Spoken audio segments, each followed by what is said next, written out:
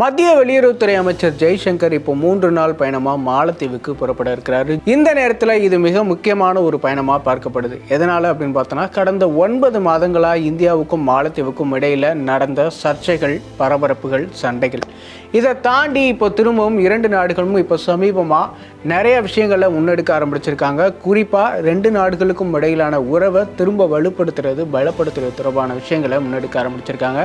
அதன் அடிப்படையில் தான் இப்போ ஜெய்சங்கருமே இப்போ மாலத்தீவுக்கு போக இருக்கிறாரு.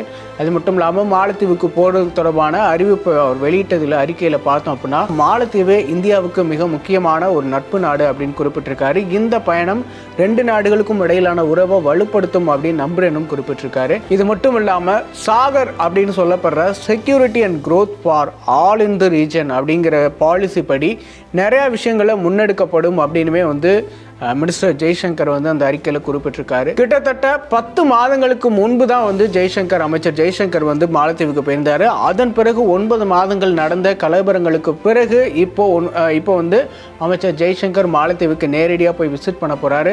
ரீசெண்டாக மாலத்தீவினுடைய அதிபர் பிரதமருடைய பதவியேற்பு விழாவுக்கு வந்திருந்தாரு. அதற்கு பிறகு மே மாதத்தில் பார்த்தோம் அப்படின்னா அவங்களுடைய ஃபாரின் மினிஸ்டருமே இந்தியாவுக்கு வந்திருந்தாங்க. இதன் மூலமாக பார்க்கும்போது 2 நாடுகளுக்கும் இடையிலான சுமூகமான உறவுகளை திரும்ப மேம்படுத்துறது தொடர்பாக 2 நாடுகளுமே பரிசீலிக்கிறாங்க அப்படின்னு தெரிய வருது.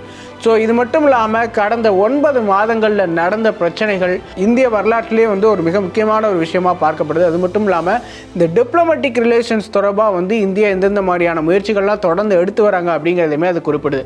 கடந்த 9 மாதங்களில் பார்த்தோம் அப்படின்னா அங்கே மாலத்தீவில் புதிய அமைச்சர் பதவி ஏற்கிறதுக்கு முன்னாடியே பார்த்தோம் அப்படின்னா இந்தியா அவுட் அப்படிங்கிற ஒரு ஸ்டாண்டை தான் எடுத்து ஒரு தேர்தலே எதிர்கொண்டார். அப்படி இருக்கிற பட்சத்தில் அவர் ஆரம்பத்தில் இருந்தே இந்தியாவுக்கு எதிராக தான் இருந்தார். அது மட்டும் இல்லாமல் அவர் ஒரு ப்ரோ சைனா அப்படிங்கிற ஒரு பிரசிடென்ட்டாக தான் பார்க்கப்பட்டார். அது மட்டும் இல்லாமல் மாலத்தீவில் எந்த ஒரு அதிபருமே புதிதாக பதவி ஏற்கும் போது பதவி ஏற்ற பிறகு முதல்ல பயணம் செய்கிற வெளிநாடு இந்தியாவாக தான் இருக்கும். அப்படி இருக்கிற பட்சத்தில் முதல் முறையாக அவர் சைனாவுக்கு போயிருந்தார்.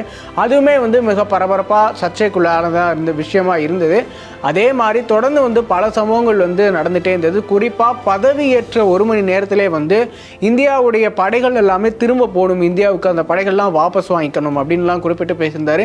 இது எல்லாமே மிகுந்த சர்ச்சைக்குள்ளாச்சு. இது எல்லாமே இந்தியாவுக்கும் மாலத்தீவுக்கும் இடையிலான உறவு சீர்குலைக்கிற விஷயங்களாக இருந்தது. குறிப்பாக அது மாலத்தீவுடைய அதிபர் முகமது மொய்சு எடுத்த நடவடிக்கைகள்னால தான் அப்படின்னு சொல்லப்பட்டது. அது மட்டும் இல்லாமல் இந்தியாவுமே தொடர்ந்து டிப்ளமேட்டிக்காக அதற்கு நிறைய எதிர்வினைகள் ஆக்கிட்டே இருந்தாங்க. இருந்தாலும் ரொம்ப பொறுமையாக இந்த விஷயத்தை ஹேண்டில் பண்ணாங்க அப்படின்னு சொல்லலாம். அதே நேரத்தில் பிரதமர் மோடியுமே லட்சத்தீவு தொடர்பாக பதிவிட்ட புகைப்படங்கள், அதாவது போஸ்ட் ட்விட்டரில், அதுவுமே மாலத்தீவுக்கு அகென்ஸ்டாக இருக்கிற ஒரு பதிலடியாக இருக்கிற ஒரு விஷயமாக தான் பார்க்கப்பட்டது. அப்படி இந்தியாவுக்கும் மாலத்தீவுக்கும் இடையில கடந்த 9 மாதங்களில் மிக மோசமான காலமாக இருந்தது அப்படின்னு சொல்லலாம். ஏன் அப்படின்னா கடந்த பல வருடங்கள் 50-60 வருடங்களாக இந்தியாவுக்கும் மாலத்தீவுக்கும் இடையில மிகுந்த நட்பு இருந்தது நேரு காலத்துலேருந்தே.